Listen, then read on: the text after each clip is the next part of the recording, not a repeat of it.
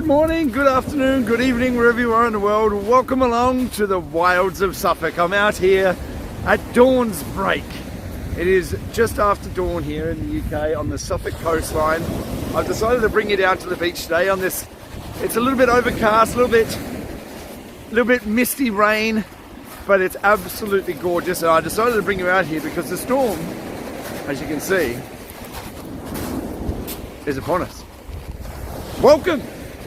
Welcome along. If it's your first time here, this is what I do. I walk along in beautiful locations such as this, and I give my thoughts and opinions on things that are happening in the world and in public consciousness.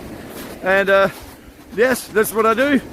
For those returning subscribers, all 764 I think is today. I think that's right. Welcome back. It is an honor and a privilege to serve you all in my capacity as whatever this capacity is. It really is. I'm overwhelmed by how many people join me for these walks. So really, thank you very much. It's a pleasure.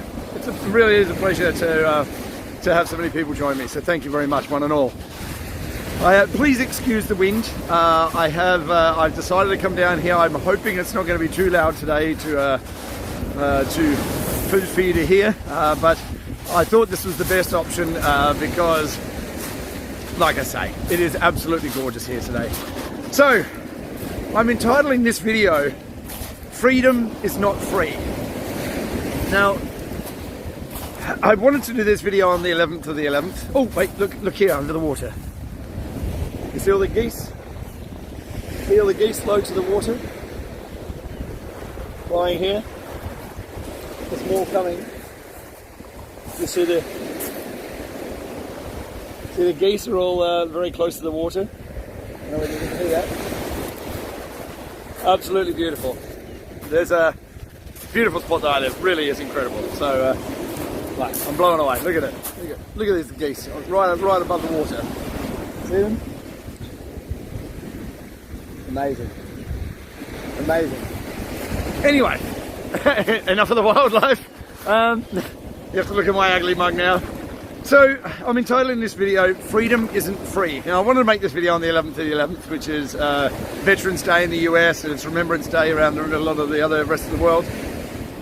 Because in honor of the sacrifice that military people make on behalf of our freedom. Our freedom. Now, I've mentioned before, both of my parents were in the military, both of my parents were in the Air Force, the Royal Australian Air Force, the RAF as they call it. And they served for long periods. My dad was in for 20 years, my mum was in for 10.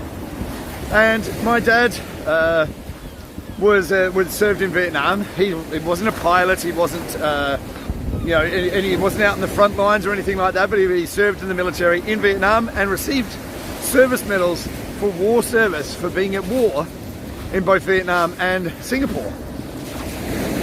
Now, as part of this, I want you to also understand that whilst I'm critical of many wars that we're fighting in foreign nations seemingly for no other reason than oil or, weapons of mass destruction, of course, that were never there, I'm critical of those kind of things, that we shouldn't be in warfare in other countries for democracy or whatever other nonsense reason they're using.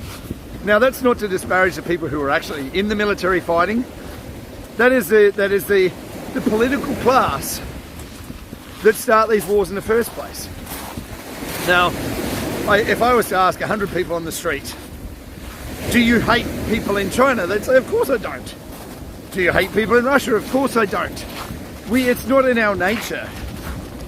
The average normal person, and I use that word normal in a very loose sense because, what is normal now, really? But the average person doesn't think in terms of hatred for another nation or the people of that nation. We're trained to believe that people in China are bad.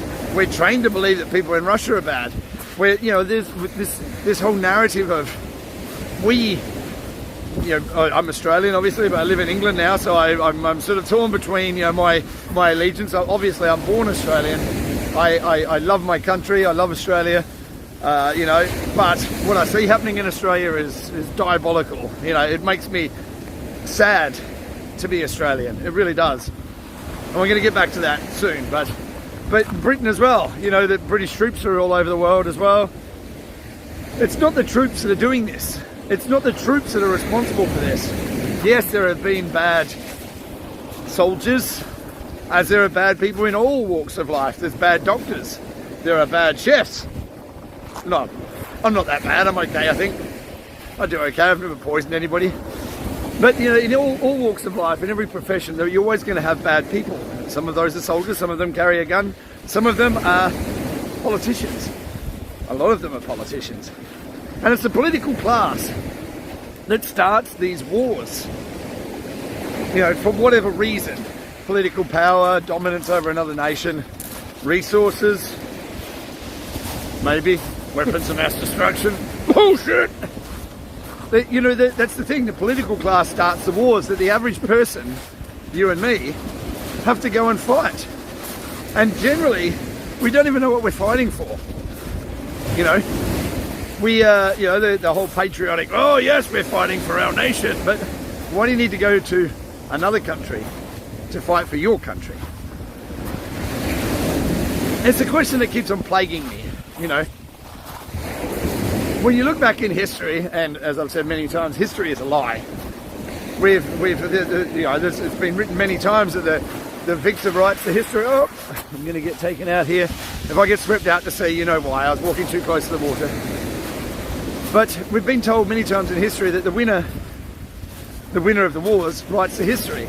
So how can we really trust the history that we've all learned? Now, we've had many situations where we believe something to be true that's been proven to be absolute nonsense. Now, World War I started, why? World War II started, why? Why did the Americans get into the Second World War? Pearl Harbor? Did the American top brass military know that the Japanese were coming to Pearl Harbor? Was it planned? False flag? Why did the Americans join the Vietnam War? Gulf of Tonkin? Another false flag. We have these situations where we're told, for whatever reason, like I say, that certain things have happened, false flags, that have united the people, the average person that has to go and fight the wars for the political class. We're told these reasons, and we all stand behind it because we're American, or we're Australian, or we're British, or, you know, whatever. You understand what I'm trying to get at? We're this whole patriotism behind our nation, and our nation is under attack, and we need to respond, and the people step up. We always do.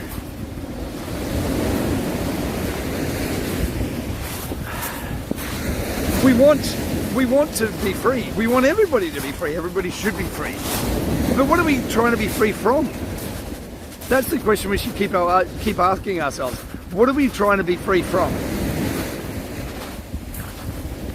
Tyranny? If we're trying to be free of tyranny, then why are we not fighting now? Now, I'm not talking about it, and I'll make a disclaimer yet again, because I don't want this to be taken out of context. I don't want people to think I'm trying to incite violence or rioting or anything of such, you know, anything like that, because that's not what this is about. When I use the term fighting, I mean pushback, I mean resist, I mean saying no to oppressive overreach of anything. Freedom isn't free. At some point, someone has had to fight for the freedoms that you've enjoyed, that in some places you still enjoy, but for how much longer? And who's trying to take those freedoms away from you? As we've seen, it doesn't matter where you are in the world, I'm sure that the political class, the same class that likes to start wars for whatever reason, is now being oppressive to its own people. It is a war against you and me. It's not a war against nations anymore, for how it used to be. It is a war against the political elite class. I use that word in a very... they see themselves as elite. I don't see them as elite. You shouldn't either. for this elite class of people who think that they're better and smarter and more informed than you and me and the average person. These same people have declared war on us, on you and me. And it's never been more obvious than what's playing out right now. We're told by a certain company who's produced a thing that gets stuck in you, spelled with a funny PFZ, that company, that anybody who disagrees with the narrative that they're saying is a criminal. Criminal! If you dare to question the narrative, if you dare, how dare you? How dare you question what you're told is the truth? And I mean, if you've been here for any period of time with me on this journey, where I've been sharing my thoughts, it's my thoughts and opinions. That's what this is. My thoughts and opinions. You have to think for yourself. I'm not here to think for you. I'm not here to tell you what the truth is. I'm here to share my thoughts and opinions. And maybe you'll agree, maybe you won't. But this is where we need to start, as having a conversation, as I've stated right from the beginning. Now, every single thing that we're told we're not allowed to question is what we should question. The science is settled. That sentence alone, that one sentence is enough to trigger me into a full-blown meltdown. I cannot stand that sentence. I can't. Being the uneducated swine that I am, I left school when I was 15 years old, the day after I turned 15 in fact, to go and start cooking as an apprenticeship, as a trade that I've been in now for 35 years. Yes, I know, looking pretty for 50, aren't I? But, by all rights, by what we're told by the ruling elite, that you can't possibly have an opinion or a thought unless you've been educated and indoctrinated in our system. But this whole saying, and it bugs me. It's the one thing that really, really bugs me. The science is settled, okay? Now, anybody who has any kind of scientific acumen, any kind of scientific brain, anyone who thinks in terms of science would know that science is never settled. It is always science and theories and hypotheses is a working model based on observable occurrences. Okay, so it's a theory, it's a thesis, it's an idea, it's a concept. Yes, it works. Okay, the theories, a lot of scientific theories that we have right now, they work because our world, the observable things that we can see. Of course, there's a lot that we can't see based on the spectrum of light that we can envisage. With our eyes. Well, one moment before we get there. Thinking about eyes. I mean, look at this. Look at this. The sun comes out. It is gorgeous. Well, I'm about to be swept away by the sea. The spectrum of light that we can envisage with our eyes is very small. The sound range that we can hear is very, very small. What's happening outside of that? We can theorize, but we don't know. And I've said in my last talk, I think it was Socrates, don't quote me on this, maybe I get the names wrong, that said, true knowledge comes from knowing that you know nothing. True wisdom comes from knowing that you know nothing. But, this whole idea that the science is settled, and you can't question it anymore. To do with climate change, for instance. You can't question it. I'm happy to debate anybody. I mean, literally anybody on the planet about this. Anybody. Come at me, I don't want to sit here and do it via text message or, I'm happy to have the world's leading expert come and debate me about climate change. I would love it. Someone who has qualifications someone who has, you know, eminently qualified in this arena to come and debate me. I would love to do a round table, a panel of people to discuss this. I would love to, on an open forum like this. So if you know somebody, or you know somebody who knows somebody, or you know somebody who knows somebody who knows somebody who's an expert, let's do it. Because, as I've always said, I'm open to learning. And in fact, in saying that, today, hopefully, all being well, fingers crossed, I will be talking with the NASA engineer, Michael Chinnes, that I spoke to once before. He's coming back to do a second interview with me. Hopefully we're recording today. It should be out on Wednesday, fingers crossed, all goes well. And, you know, I'm learning all the time. I'm asking questions. Michael, he's so generous with his time. I'm ever thankful that he's willing to come and talk with me. But I'm willing to talk to anybody and debate anybody, because, yeah, there's questions that need to be asked, but we're told that we can't question things. It's wrong. It's not science. It stops being science when you're told the science is settled. That's not science anymore. That's dogma. That's dogmatic thinking. But this whole idea, and why I keep on banging on about this kind of thing, is freedom isn't free. You know, the freedom to think, the freedom to speak, the freedom to have a different opinion, the freedom to be able to live your life the way that you want to, the freedom to walk along the beach without a muzzle on your face. And people do. Trust me, this is where I work, this is where I live.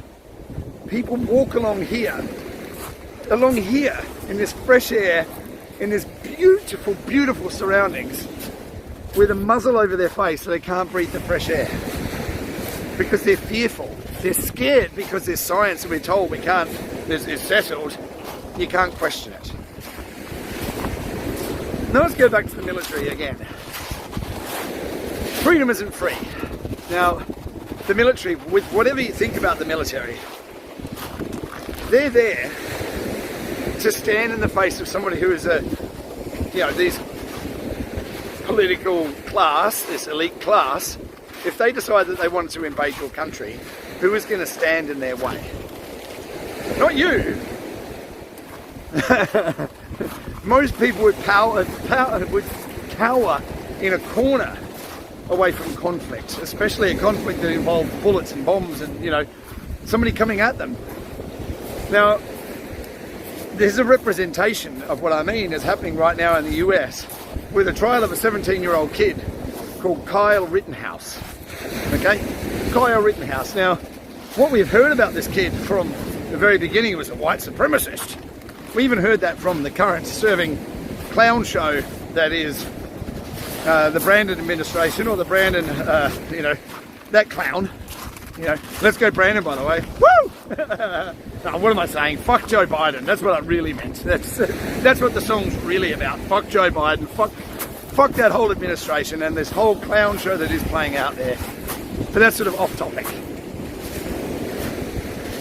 Kyle Rittenhouse, what we heard was he was a white supremacist. Now, was anybody surprised that there was no black people that were killed by this kid? Where did the current serving, or supposedly serving, president of the country get his information that they dared to call this kid a white supremacist? Has anybody been watching the trial? If you have, you would have seen that there's nothing to do with white supremacy or black people at all to do with this. In fact, the two people that died by the hand of this kid, in self-defense I might add, were both white. One of them was a paedophile. Now, while I can't say I wish harm or hurt on another, these people were criminals. The guy who did survive, who got shot, was a criminal. He's got a criminal record. Now, that's not to say that people with a criminal record can't make their life good, but when you're out rioting and burning on the streets, and that's what they were doing, rioting by their own admission, the prosecutor even stated, these rioting people.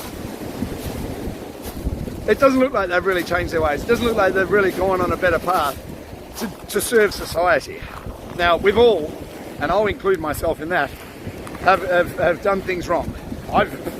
As I've said before, I've probably got more wrong in my life than I've got right. I have. You know, the things that I have got right, I mean, I have an amazing family, my children, my grandchildren, I've got a lot right. But I've got a lot wrong, a lot wrong. And I try every day to try and do better and be better. I do. I still get a lot of things wrong. I am fallible. I am human. I don't know whether I'm human because I don't want to sort of attach myself to this whole idea of what it means to be human nowadays. I mean, right, 50 different genders. I mean, if this is humanity, I'm happy to step back and say, you know what? But you know, this Kyle Rittenhouse thing, it really sort of brings things into sharp focus.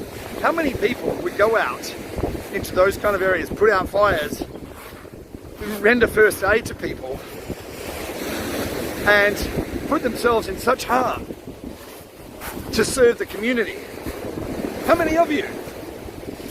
He was one of a handful of people that were standing against these, not standing against them, but he was out there lending assistance to the community with first aid, putting out fires and things like that. How many of you would do that? How many do that? And it's the same with the military. Whether you agree with the military or disagree with the military, I disagree with the way the military is used. And you know, in a perfect world, we wouldn't need a military. But knowing that we have this elite political class that make decisions about we're going to go and invade another country, I see the need for it. I see the need for the military. I think that military budgets are ridiculous. I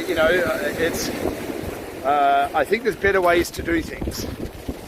But in the world that we live in currently, we do require those people to fight for us. Now, we all have our own way of fighting. We all have our own way of fighting for our freedom. Now, when I say fighting, I'm not talking about physically fighting. You know, let's reiterate that, because I don't want this to be taken out of context, like, oh, you're just advocating for more violence. I'm not. I'm not violent. I don't want violence. I don't want upheaval. I want upheaval of the current systems, but not in a violent way. It can't be violent, because then you're just replacing one type of violence with another type, and that doesn't work. This government overreach, this political elite class, are waging war on the average person, you and me, through their science, or their corrupted science as it may be, and just plain fraud that's been perpetrated on the people, and fear mechanisms that are making people make shitty decisions. There's a lot of things at play at the moment, and there's a lot at stake for all of us with how everything plays out. Now, as I've said before, the current system of money, the American dollar being the world reserve currency, is not fair, and that has to change, and it is changing. It's coming to an end. We shouldn't have one single country having control of the world's money, because it tips the scale, you know, in the favour of that country who has the world reserve currency. It's not fair. It needs to be a neutral currency. Now, I've been hearing a lot of talk about Bitcoin. I know Cliff High is a big Bitcoin proponent. He even spoke about Bitcoin in his last video with Taproot being implemented. Taproot is amazing. It's going to speed up the Bitcoin blockchain and, you know, do all these wonderful things. Look, I love Cliff High. I really do. I do.